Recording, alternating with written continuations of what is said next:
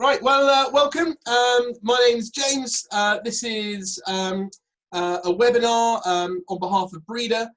If you don't know what Breedr is the precision livestock app for forward-thinking farmers. And our mission is to simplify livestock farming, helping you to produce and market more profitable animals with higher welfare and less waste. This webinar is going to be about half an hour long. We're talking specially all about marketing animals for the best price in the Breedr app. I'm joined by Mark Harrison. Mark, if you introduce yourself, a bit about where you're from, what you do for Breedr. Yes, thank you, James. Thank you for the invite to the webinar. Looking forward to the next half an hour or so. I joined Breedr same time as James, and my duties and responsibilities in Breedr very much centre around trading. That is both selling animals live to dead and increasingly important are very much the live-to-live trades, and that's my whole life.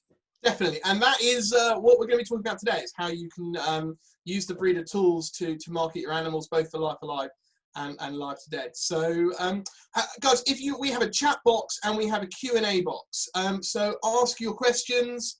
If you've got questions about trading, questions about how Breedr works, we will answer them here, and if not, I have your email addresses, so if we don't get to your question, I will drop you an email personally after the webinar and answer it for you. So I can see a couple of new names here, a couple of people who haven't all joined the webinar before.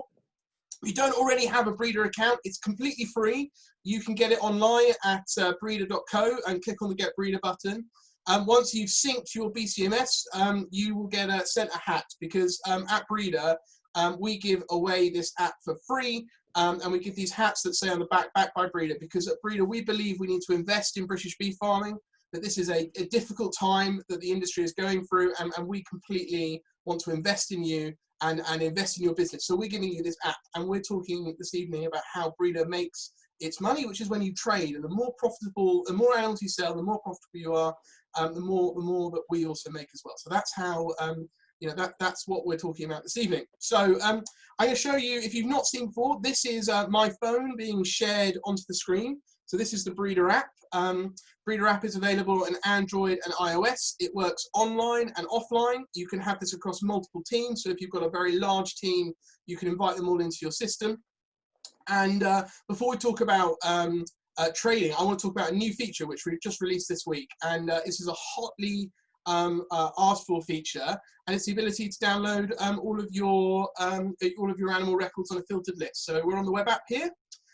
This is my farm. Oh look, Gabby is telling you all about it. So new feature, download your animal list. So you see this little button here, and we're able to set up a filter. So I could select one of my saved filters, or I could create a new filter. So let's look at all of my calves under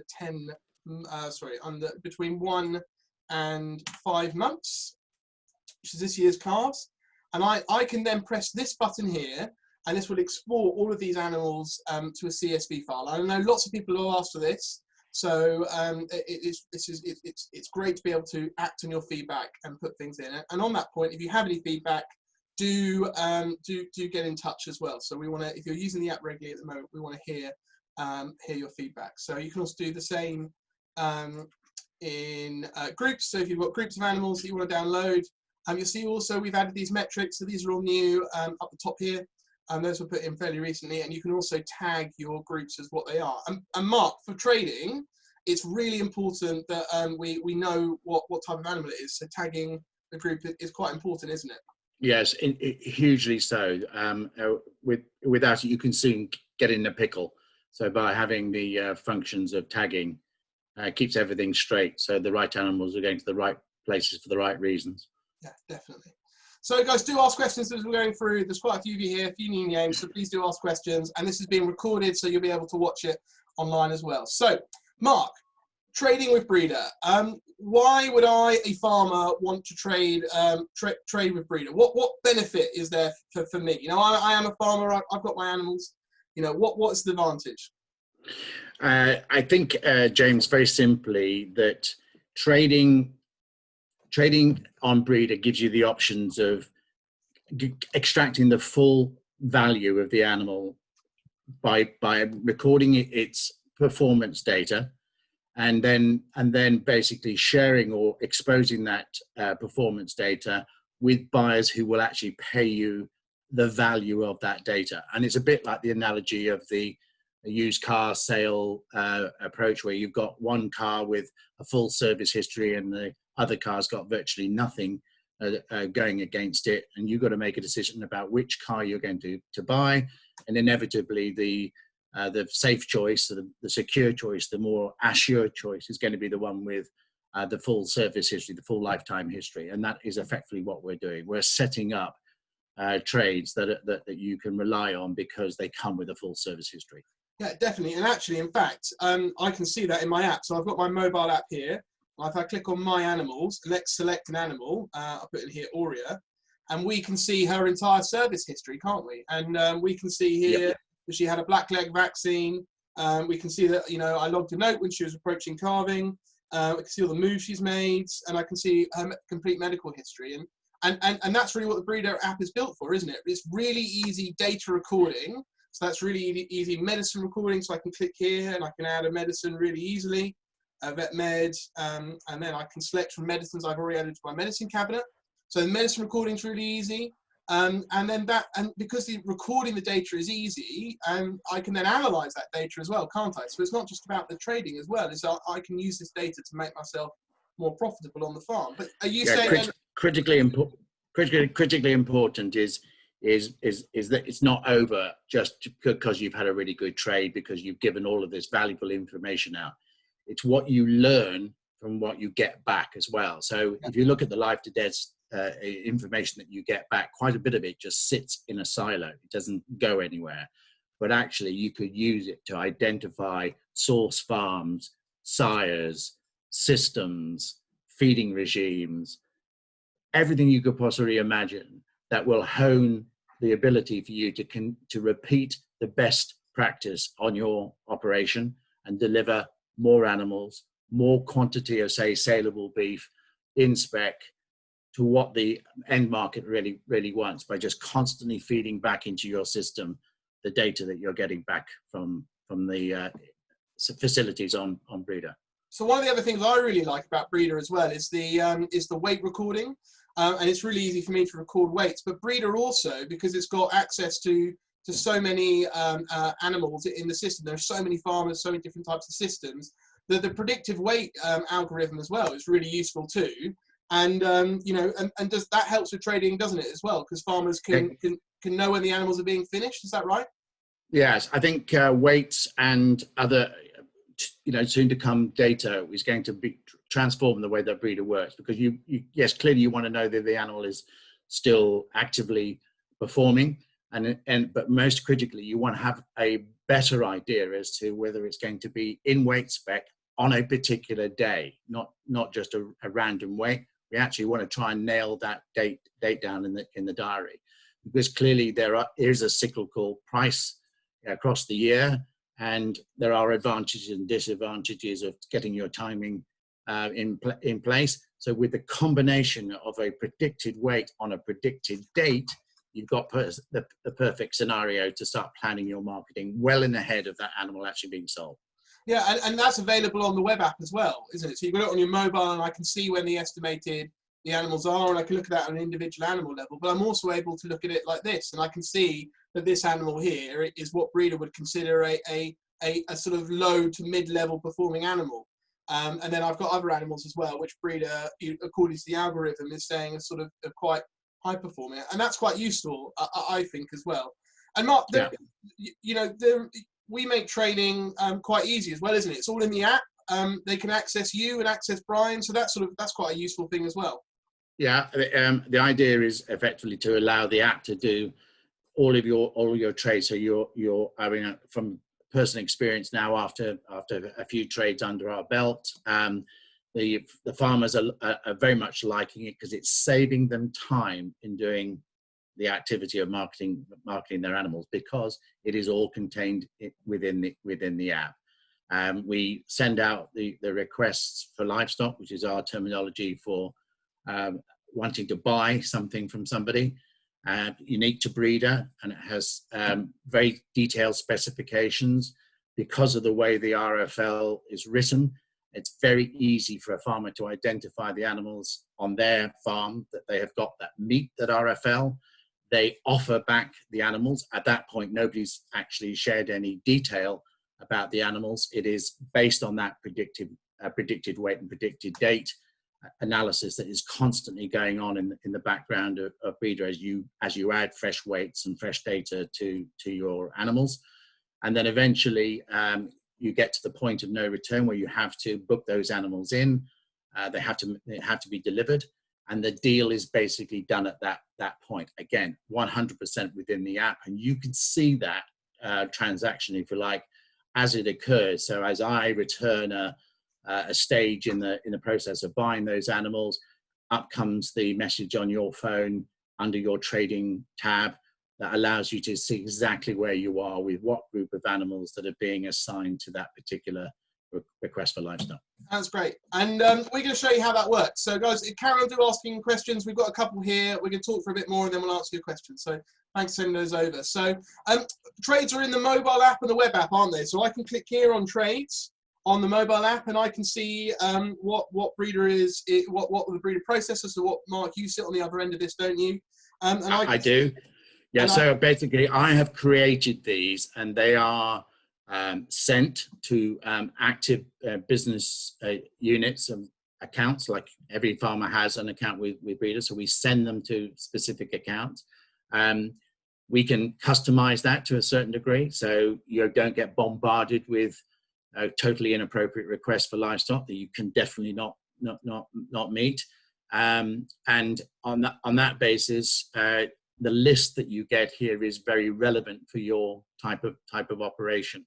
So you can see, James, any one of those. The TBD thing is where a price is to be determined in the future, but our active trades at the moment are priced up, and they roll weekly with prices, and we can obviously update those as often as we like, and I tend to run a 2-week phase, so you will see a constant activity on the RFLs on your phone, which are real live trades. You can actually commit animals to those RFLs, and you can do the deal within Breedr.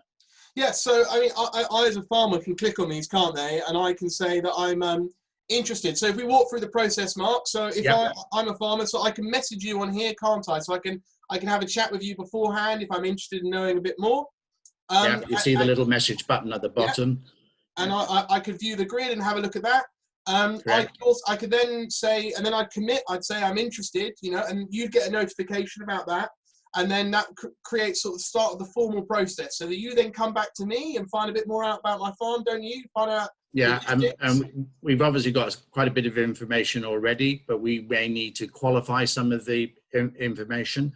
So that is done over a couple of interactions using the message internal message system. And then once both parties are happy to proceed, we go on to the next stage. And I haven't committed any animals yet, have I? I've just said I'm interested and I want to find out a bit more. Correct. So, for example, if in this situation I want 40 animals, but you've actually only got 10, then and you may have already committed 5 of those animals to something else. You only have to offer me what you can. Equally well, you might have 40, or you might have actually 50. Well, have a go and offer me the full 50.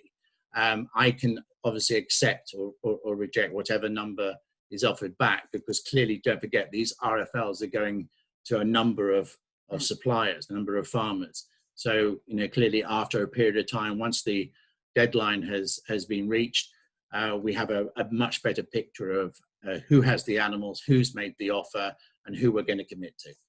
And normally there are prices in here, aren't there? You update the prices on every Friday? So every Friday prices. So at the moment, there are no prices on there because we're waiting for the cycle to repeat again.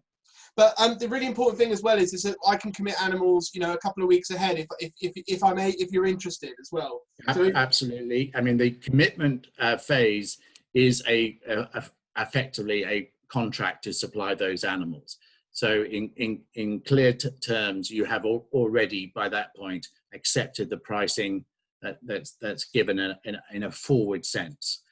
The market may change, it might go down, which is obviously good because you've then booked in your animals at a price. If it goes up, well, at least you know where you stand.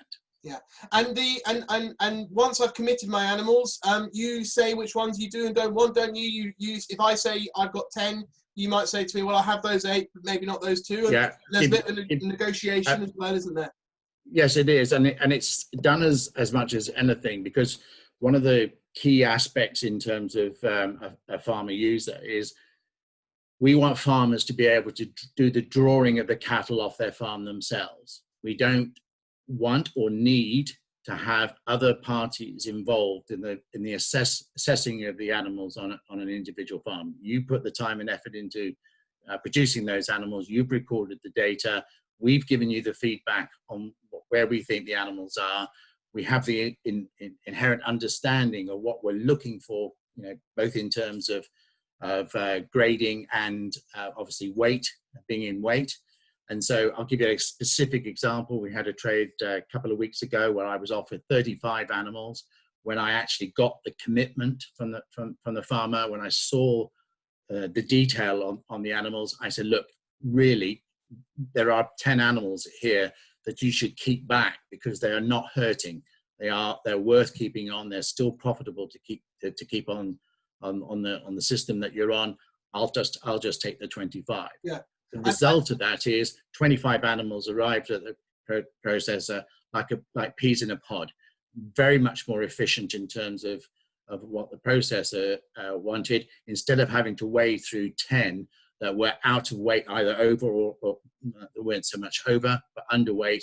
And of course, the penalties you get if you don't hit the weight spec. Definitely, and they're really big. And that's the great thing about being able to trade with Breedr, is all my data is there. So when you're making those decisions together with the farmer, with me, you can see the weight of the animal, so then whether or not it could stay a little bit longer, and that's profitable for the farmer as well. And Mark, the carcass feedback and all that sort of stuff is handled in the Breedr app, and Breedr pay me as well quickly, and I can get the carcass feedback in the app at the end of the process. Yeah, absolutely. So we've had a successful deal. The truckers picked up the cattle. They've gone off to a processor wherever they may be.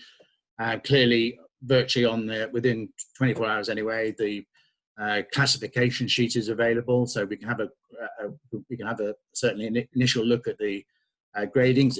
If you were clever enough, you could really work out what you're going to get, because don't forget, you'd also seen the grid beforehand, and what the base price was and the premiums for the different grades and classifications. But obviously then shortly after that, the money side is worked out, and you get the classic remittance advice, which obviously then does break down the pence per kilo on the carcass weights of the animal. Both parts of the data are absolutely essential, because you kind of want to know how well that particular group did. But going back to what we said right at the beginning of the webinar, that clearly that information will then guide you as to how the next batch of animal that's coming up is performing, and equally well, even before that, which of those animals are giving an indication of where you should go for as a source of supply to the next ones. And that's where I get really excited, because clearly I wave my hand and go, hey, I've got a bunch of farmers over here that have got just the kind of cattle that you want, that I would know will perform on your system and hit that spec again. Can we get a trade going between the two of you? And Mark, we've actually got a couple of questions on data sharing, so I'm going to read these out for you. Okay. Can you build your own integrated supply chain? And I know that you can. The Breedr apps, the tools work really well across multiple business units. So whether or not you've got multiple farms, if you're sitting there and you've got multiple farms, we can help you set up multiple business units in the same organization. But Mark, how do the feedback tools you were talking about, how does the data move up and down the supply chain on a farm to farm level? Yeah, it kind of makes sense. If you've created effectively a supplier group of your own, every business unit, whether they are contracted to you or you own them, or or whatever the model is that you're using, every single one of those business units is in your preferred supply group. So automatically the data up the chain and the data back down the chain is guaranteed to be integrated, because it has been permissioned within that preferred supply group. It doesn't go anywhere else. Yeah. Just stays within that group. A classic situation, sorry, James, a classic situation would be, say, a calf rearing unit that supplies a finishing unit, but never gets to see the kill sheet data, never gets to see the feed data in the finishing stages. But actually, if they did see it, they could really benefit from it by understanding what they were doing that was making the difference at the other end of the supply chain. And equally well, you bet your $1 that a finisher wants to know what the complications are on any of the animals that are coming up the supply chain, so they can manage them appropriately. And there's obviously a bunch of strategies that they could use to really get the value out of it.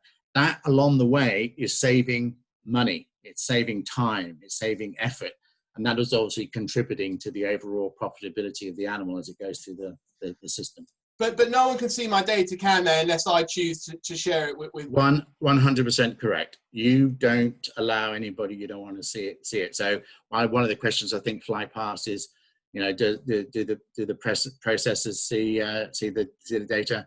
The only time that the processor sees what I would call the data is that is of importance to them is when they have bought the animals. Yeah. Not any time before. Mark, we've got another question here, which is right up your street. So guys, do carry on asking questions. If we've got lots of them, we'll hang around at the end. So please do carry on asking. So this is the question, Mark. Is the price offered on dead weight or live weight? Presumably the live weight, and then the farmer is paid what the animal is weighed at the abattoir. So yeah.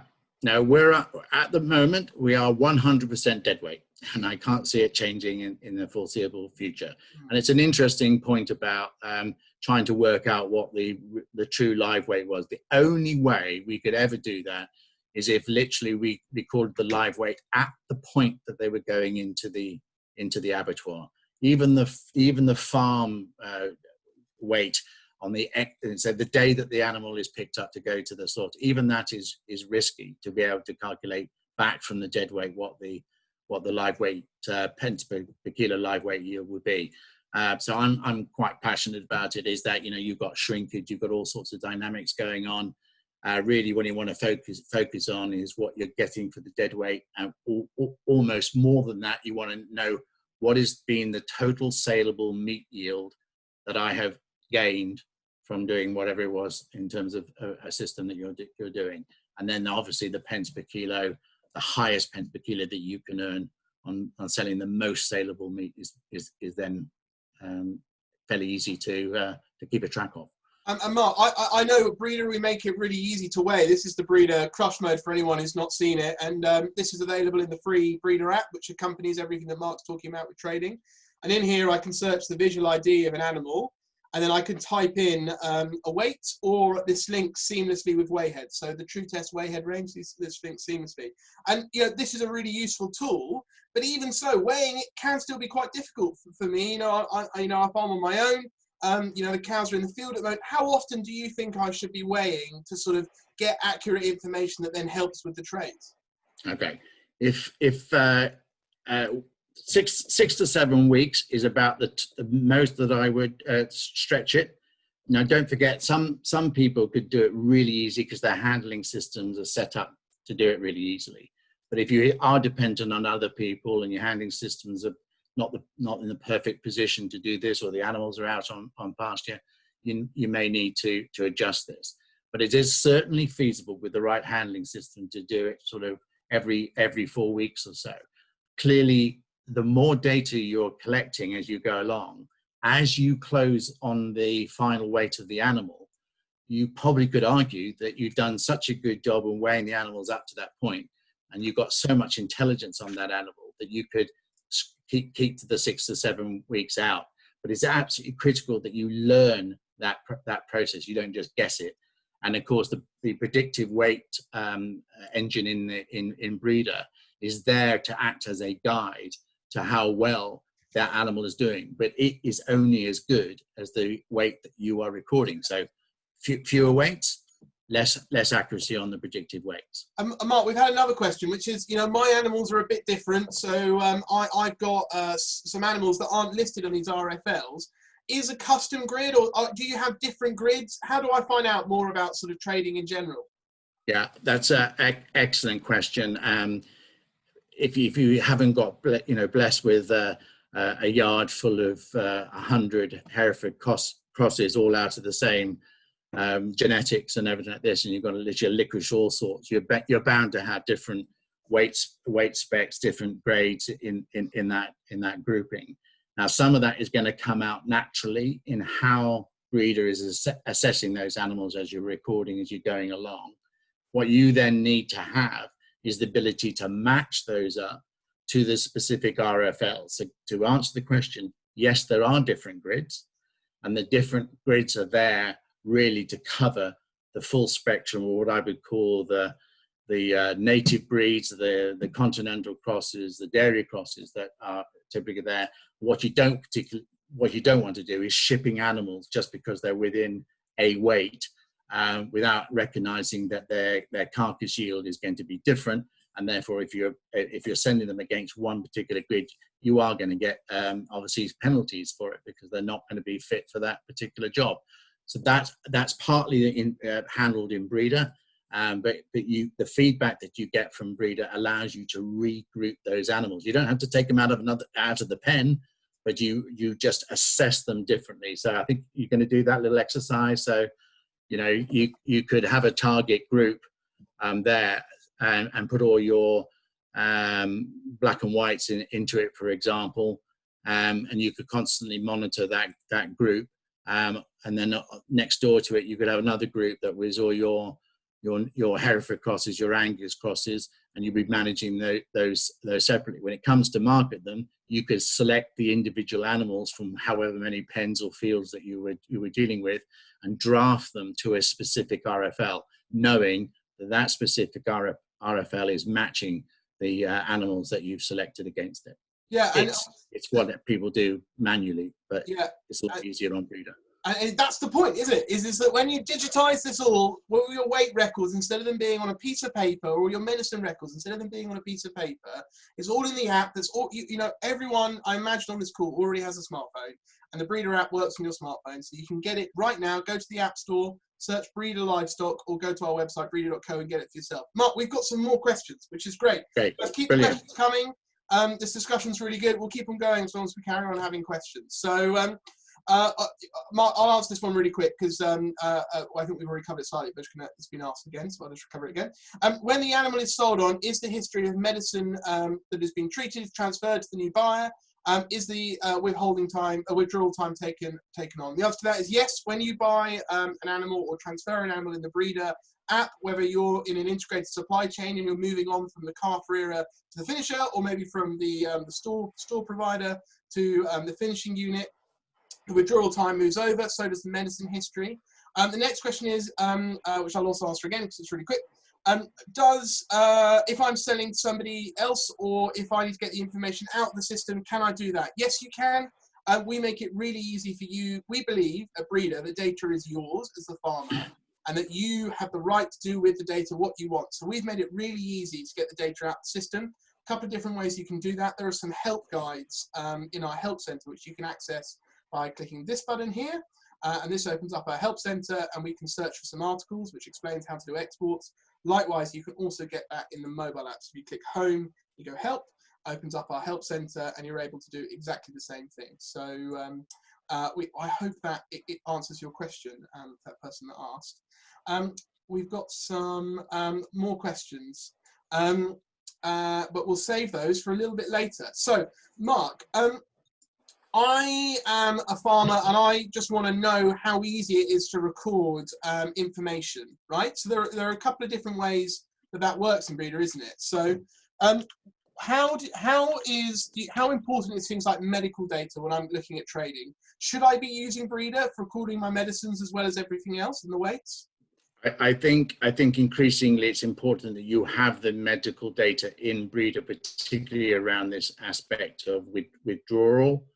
It allows you to make a far better assessment on that animal anyway, because it may have been compromised by its medical treatment. So if you're just ignoring its medical treatment, or you can't see it, you're clearly kind of missing out a kind of key factor, particularly on something like a young animal, where a second dose of Draxin or something like this can literally be the profit on that animal. Yeah. So, it's hugely important to monitor that. I can't sort of bang on about the withdrawal side more, but clearly shipping an animal that's in withdrawal is suicide. I mean, it's, Yeah. you're... And actually, in fact, let's show it how easy it is to record medical data in Breedr. So I've got here in my hand a bottle of Alamycin, and in my other hand, I have my iPhone. So I'm going to click on the gold button, and this is, I could type the data in manually. So I could type in here Alamycin or whatever it was, and it would appear.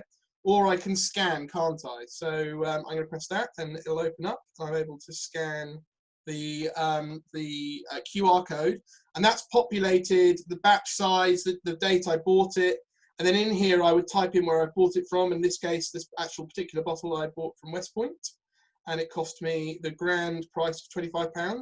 Is that good money for Alamycin? Anyone in the chat tell me? £25? Am I getting ripped off? Tell me, do let me know. Then I click it to the add to the cabinet, and I can add more medicine now if I wanted. And then I can go and look in the animal records, and I can apply this to an individual animal, or I can apply this to a group of animals, can't I? If I'm treating more than one animal, if this is blackleg or it's a vaccine, I can go and manage. This is a test account, this isn't a real account, don't worry. I can go log activity, vet med, administer medicine, and I can log, if I was doing a different dose, I could go log one by one, or if I can log for all, and then I can select the medicine from the drop down. Pre-populates the batch number. If I have more than one batch, let's say I've got a couple of bottles of Alamycin, I can put those in here. I can put the dosage. What's a good dose of Alamycin? What, 5 mil?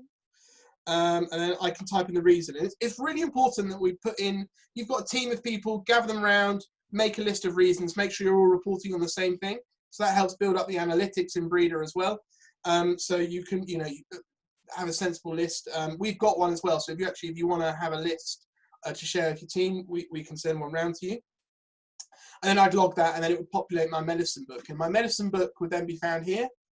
I can go and look at the medicine book and the medicine record as well. And that's all populated on my Breedr system. And then also, Mark, it shows when an animal's in withdrawal, isn't it?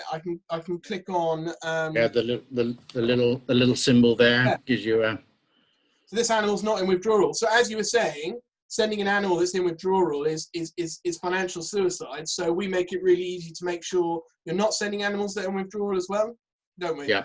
And on a day-to-day principle, I think if you want to sort of analyze or look at animal performance, and let's say, for instance, you've got an animal or a couple of animals that are compromised in a group, having the medical records there, you can go back and kind of see what possibly could have caused that. I mean, for example, if you've got other people who are responsible for vaccination or worming or whatever, particularly at key stages of an animal's growth, and that hasn't happened for whatever reason, then clearly you've got a very clear indicator, okay, something's happened here. And it just tightens up aspects of cattle management, which could be costing you pounds a day. Yeah.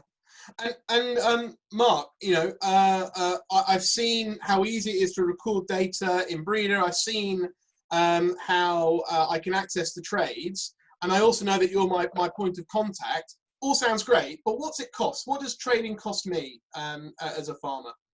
Okay, we have a current live to dead commission rate of 1% on everything that we do, and that's it. Effectively, no other charges, no other hedging fees or any other complications at all. It's 1%. Will it be 1% forevermore? We have a range, and the reason why we have a range because there are going to be situations where the amount of work required in order to sell the animal is going to be higher. So the range will be from 1% to 3%. But at the moment, take advantage of the 1%. And Mark, if I've got a Breedr app in my hand and I'm clicking on the trades button and I can't see any trades, why might that be? How do I get trades added to my account? Yeah, I was hoping we were going to cover this because, you know, critically, with a free platform, it is perfectly feasible that a user could download the app, start to put animals in it, and want to try and trade those animals. Well, the first thing that we have to be able to do is know that they are real animals and they're not fairy stories. I'm not interested in selling unicorns. We want real live animals. So clearly we have BCMS to keep us validated on that. So that's a key point. Any animal that you wanting to trade does have to be synchronized with BCMS so that we can validate that it does actually technically exist. Clearly, you have to be the person responsible for making the decision to sell that animal. So we avoid some of the teenagers maybe jumping on dad's account and flogging a few animals on his behalf. You never know, it'll happen. And then the next thing we really do encourage people to do is start getting some data against these animals. And the critical one is the weights. Yeah. As soon as you've got some weights on there, the whole of what I do in terms of buying animals or procuring animals really does fall into place. As soon as you've done those two things, doesn't take long, but as soon as you've done those things, then we can invite you to the preferred suppliers situation where you can start getting RFLs on a regular basis. If anybody wants to kind of see what they're like as they're going through the process, I'm more than happy to kind of open up some opportunities for them to kind of see how the RFL is going. But from actual trades, I clearly really only want to work with the situations that are known rather than trying to guess whether those animals are actually real or imaginary. Well, Mark, so that sounds absolutely great. Guys, we're gone very quiet. Oh, am I still here, Mark? Can you hear me? I'm assuming everyone else... I can still hear you, just... Oh, no! It's not often, Mark, that people describe me as quiet. So that's a rare thing. So I've shut James up. Guys, we're probably going to call time here, but I think what Mark's saying is really important. If you want to get trading, sync your BCMS, add some weights, get going with the medicine cabinet, and then drop Mark a message. You can get hold of Mark at mark@breedr.co, and his phone number I've stuck in the chat. Likewise, you can also get hold of our support team by clicking this button here, and that opens up the ability to message. You can message us through, and we'll set you up with an appointment with Mark. Mark's got a team of people on the road, so if there is someone driving past you, they'll drop in. So if we haven't got any more questions, we're probably going to call time there. This recording will be available on the website. Mark, thank you so much for joining us. What have you got for dinner this evening? I've got a steak pie, James. I thought I would back British and have a really nice steak pie. Well, that's what we like to hear. I have already had my dinner, British chicken, of course. So, guys, thank you so much for joining us. If you haven't already, you can get the free Breedr app at breedr.co. You can also download it if you search Breedr Livestock. And then any questions, drop Mark an email about trading, mark@breedr.co. If there is a subject in one of these webinars that you want me to cover, you can also email me at james@breedr.co. So thanks for your time. Do get in touch, and we hope you're enjoying the free Precision Livestock app, because I know we are enjoying using it on our farm. So speak to you all soon. Mark, thanks again. Thanks, James. Thanks, everybody, and look forward to trading with you soon.